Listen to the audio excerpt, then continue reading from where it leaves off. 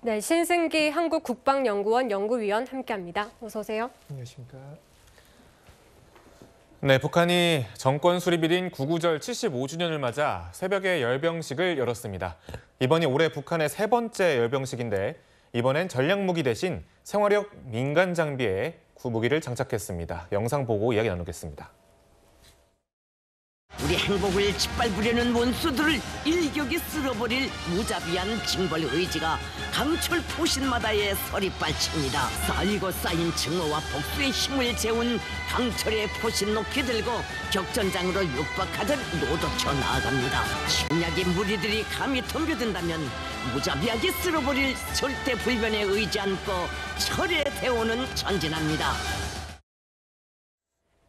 제가 쭉 보더라도 이제 올해 한 해에 두 번까지 열린 건 제가 봤지만 세 번째 열린 건 좀 이례적인 상황인 것 같습니다. 네. 어떤 의미로 받아들여야 될까요? 그만큼 이제 북한이 그 체제 내부 결속을 강화해야 될 필요성이 크다. 지금 뭐 식량난도 굉장히 심각하다고 그러고 코로나19 이후에 지금 이 대외 이 협력이 상당 부분 좀 와해가 됐기 때문에 이 북한 내부 주민 단속 그리고 체제 결속용 뭐 열병식이다 이렇게 볼 수 있을 것 같습니다.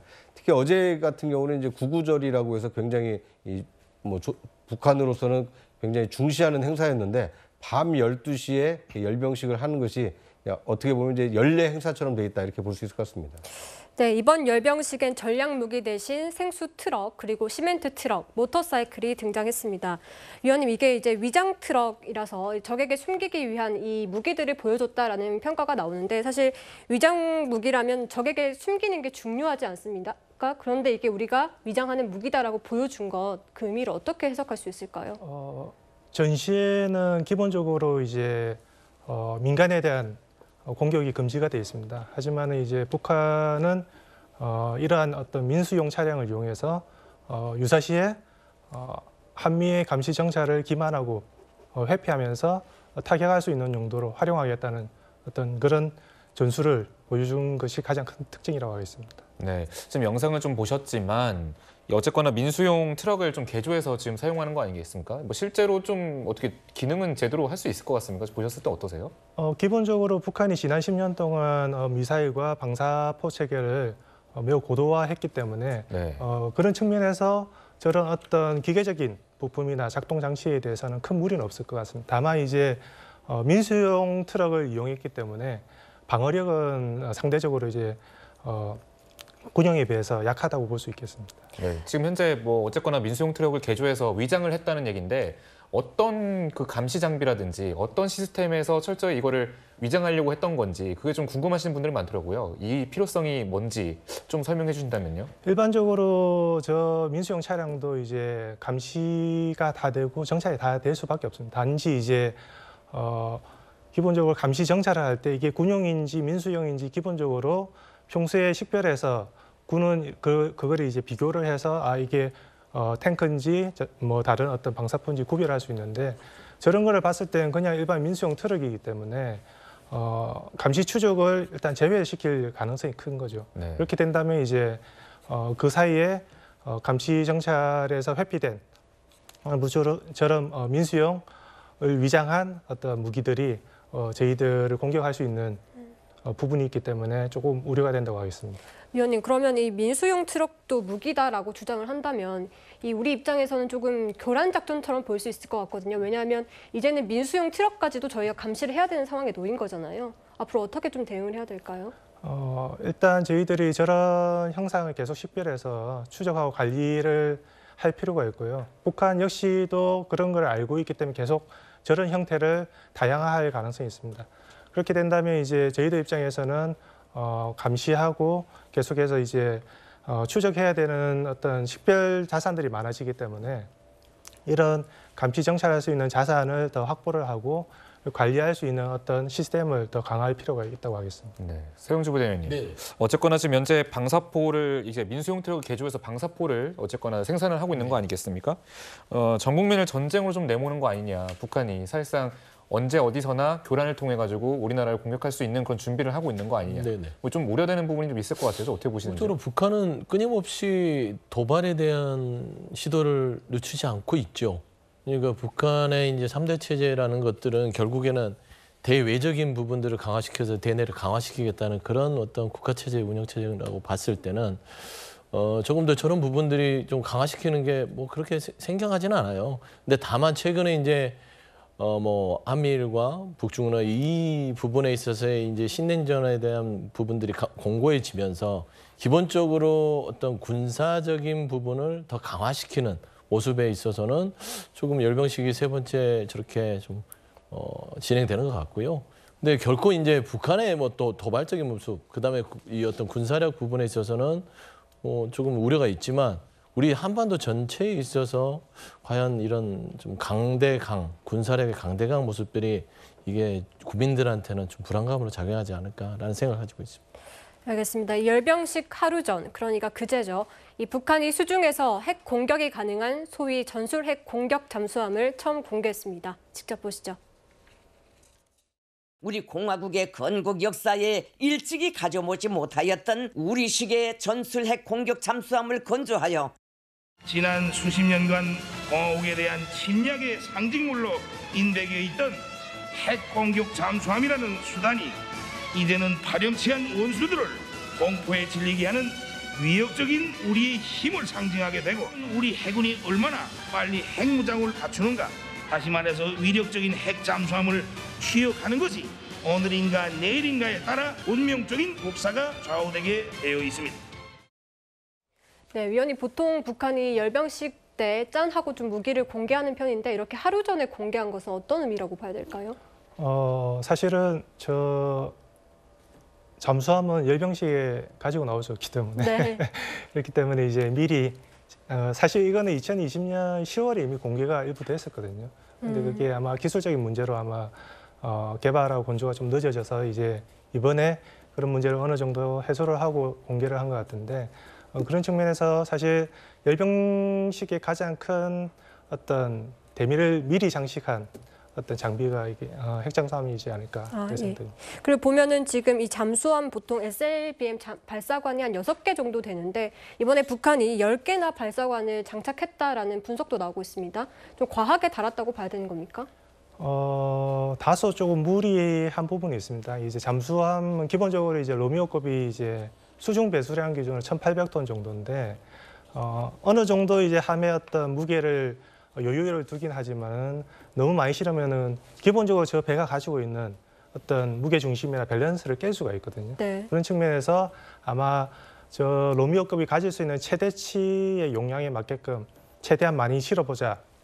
그런 관점에서 아마 대형 4개, 소형 6개, 이렇게 10개 정도의 발사관을 탑재하지 않았을까 생각됩니다. 네, 지금 비슷한 급으로 치면 우리 군의 도산 안창호함이 있는데요.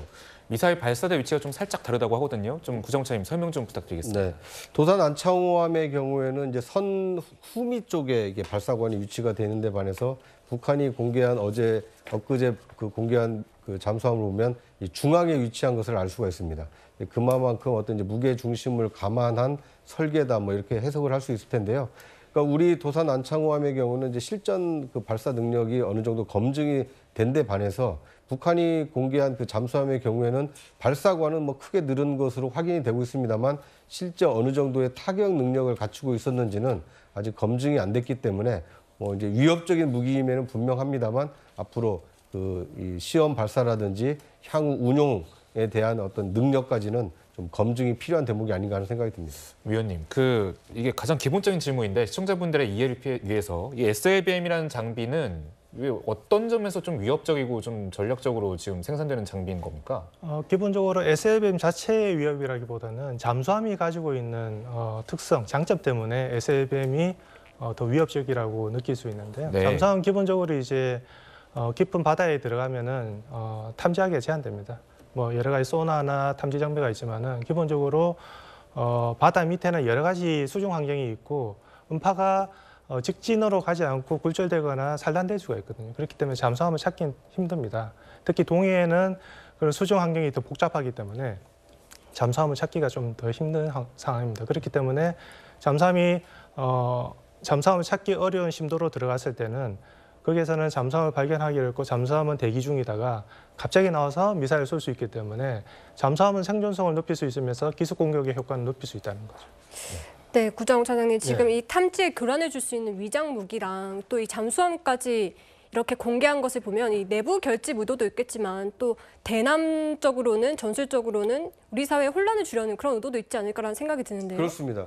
그러니까 우리나라가 사실은 뭐 장사정포가 천여문 있다고 하지만 대부분 어디에 있는지 다 지금 이 좌표를 파악을 해두고 있거든요. 네. 만약 유사시가 되면 대량 응징보복을 통해서 장사정포를 무력화시킬 수 있는 준비가 어느 정도 돼 있습니다.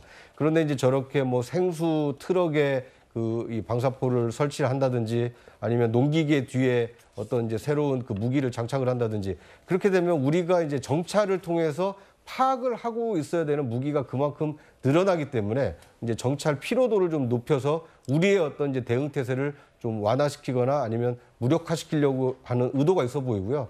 잠수함 저렇게 그 전략 무기를 탑재할 수 있는 잠수함을 공개를 하는 것은 우리 대남 대한민국을 위협할 뿐만 아니라 그 후방 기지 역할을 할 수 있는 일본이라든지 아니면 괌까지 그러니까 이 한미일 삼각 협력을 와해시키거나 무력화시킬 수 있는 전략 무기를 가지고 있다는 것을 이 과시함으로써 대내 체제 결속뿐만 아니라 한미일 삼각 협력에도 약간 균열을 가져오기 위한 이 공개다, 의도된 공개다. 뭐 이렇게 해석할 수 있을 것 같습니다. 네, 열병식에서 좀 눈에 띄었던 부분이 이제 북한과의 관계를 좀 밀착하고 있는 중국과 러시아도 참석했다는 부분이잖아요. 뭐 어쨌거나 북중러가 좀 더 결속이 되고 한미일에 맞서서 약간 뭔가 그들의 약간 그런 결합이 좀 심해지는 그런 분위기인데 좀 어떻게 보시는지. 어쨌든 이건 뭐 상대적인 건데요. 한미일 삼각 협력체가 공고화되면 공고화될수록 북한도 나홀로 섬으로 한반도 북쪽에 위치했을 때에는 언제든지 한미일 위협 또는 한미일이 어떤 마음을 먹느냐에 따라서 북한 체제가 존속하지 못할 수 있는 가능성이 크기 때문에 이 배후의 어떤 우방이라고 할 수 있는 중국이라든지 러시아와의 협력 관계를 튼튼히 해서 한미일에 맞서는 북중러 협력 체제를 공고히 하고 강화할 가능성은 높다라고 예상이 됩니다. 특히 뭐 이번 주에 이 김정은 위원장의 블라디보스토크 방러가 현실이 된다라면 이 김정은 푸틴 정상회담을 통해서 군사적 협력뿐만 아니라 군사 무기의 어떤 교류 그리고 최신 이 첨단 기술의 어떤 이양에 이르기까지 우리로서는 상당히 위협적인 상황이 연출될 수 있기 때문에 이 예의주시해서 좀 지켜봐야 될 대목이 아닌가 하는 생각이 듭니다. 알겠습니다. 내일 블라디보스토크에서 북러 정상회담 가능성이 제기되고 있습니다. 이 4년 넘게 국경 밖으로 나오지 않던 김정은 위원장이 이제 기차를 타고 이동할 가능성까지 제기가 되고 있는데요. 서영주 부대변인님, 어떻게 지금 한미일 결착하고 있는 이런 국제 상황을 좀 의식했다고 봐야 될까요? 현실로 다가왔죠. 현실로 다가왔는데 저희가 이제 주목을 해야 될 부분들은 북러가 손을 잡았을 때 지금 앞서도 그랬지 않습니까? 공격형 전술핵 잠수함에 대해서 공개했잖아요. 네. 이게 그 미국도 이 공격형 전술핵 잠수함에 대해서 최첨단 기술을 가지고 있는데 그에 못지않게 러시아가 그 기술을 보유하고 있습니다. 그래서 저는 이런 부분에 있어서 군사 협력에서에 그치면 좋지만 군사 무기 체제 그다음에 아주 고도의 군사 기술력까지 러시아가 북한에 제공한다는 어떤 그런 만남의 계기가 된다면 한반도의 핵 잠수함 그러니까 북한 측이 러시아의 지원을 받는 핵 잠수함과 우리 미국이 우리 우방국으로서 지원하는 그런 핵 잠수함이 우리 동해나 우리 한반도 인근에서 주둔했을 때 우리 한반도는 핵의 위험에 빠질 수밖에 없다라는 점에서 저는 이번에 그 김정은 위원장의 러시아 방문이 저는 어떤 그 성과를 가져올지가 매우 저는 주목되는 이유가 바로 그런 대목이다 말씀을 드립니다. 알겠습니다. 위원님 제가 짧게 하나 여쭤보겠습니다. 이제 김정은 위원장이 러시아에 가게 되면 이 러시아의 어떤 기술을 가장 중요하게 요청할 거라고 생각하십니까? 기본적으로 지금 북한은 핵과 미사일 기술을 고도화하고 있습니다. 그렇기 때문에 향후 남은 어떤 부분에 대해서 그런 기술을 고도화하고 실질적으로 대미 억제력을 발휘할 수 있는 수준까지 도달하고자 하고 있습니다. 그런 측면에서 이제 핵과 미사일의 강대국인 러시아로부터 관련 어떤 소형화 기술, 그다음에 폭발력을 늘리는 기술, 그다음에 미사일의 정밀도, 추진 체계에 관련해서 안정성, 신뢰성을 더 확보할 수 있는 그런 관련 기술을 더 확보하려고 할 거고요. 그리고 특히 이제 북한이 이제 핵 잠수함을 개발하고 있다는 측면에서 원자로 관련 기술도 받기를 원할 것으로 예상됩니다. 알겠습니다. 지금까지 내일 할 것으로 예상되는 북러 정상회담 소식까지 살펴봤습니다.